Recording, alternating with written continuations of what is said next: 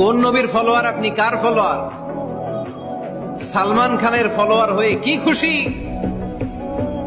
অমুকের সাথে সেলফি তোলে কিভাবে ফেসবুকে মারতেছে দুমায়া লাইক, আছে না নাই?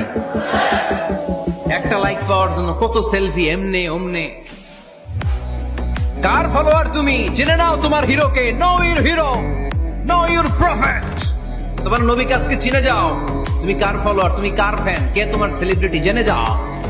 সর্বশেষ এমন একটা ধর্ম ডমিনেট করবে যেটা এমন ভাবে দাঁড়াবে গোটা বিশ্বের সব রাজকীয় মসনদ গুলোকে চুরমার করে তার পতাকা গাড়বে, আর এই পতাকার মধ্যে লেখা থাকবে লা ইলাহা ইল্লাল্লাহ মুহাম্মাদুর রাসূলুল্লাহ। এই ইসলামের বিজয়, এটাকে আর কেউ থামায় রাখতে পারবে না। জোরে কোন ঠিক কিনা? অন্যায় দেখে যে চুপ থাকে ওটা মুমিন নয়, ওটা বোবা শয়তান। চিল্লায় বলেন ঠিক কিনা? অন্যায় দেখলে রুখে দাঁড়ান, গর্জে উঠুন।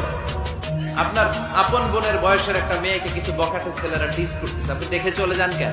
দাঁড়ান, আপনি জিজ্ঞেস করুন কি হয়েছে, মেয়েটাকে তোমরা ডিস্টার্ব করো কেন? আপনি দাঁড়ালে আরো কয়েকজন এসে দাঁড়াবে। এই জুমার দিন আল্লাহর হাবিব বলেন একটা সময় আছে, ওই সময় বান্দা যাই চায় আল্লাহ তাই দেয়।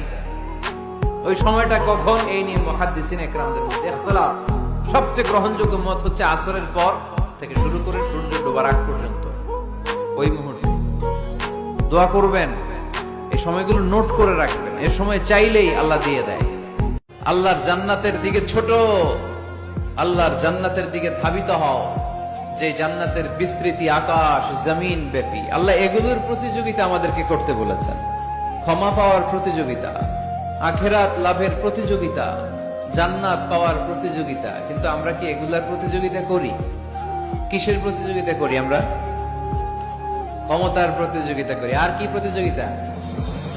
টাকা ইনকামের প্রতিযোগিতা, আর গাড়ি বাড়ির প্রতিযোগিতা।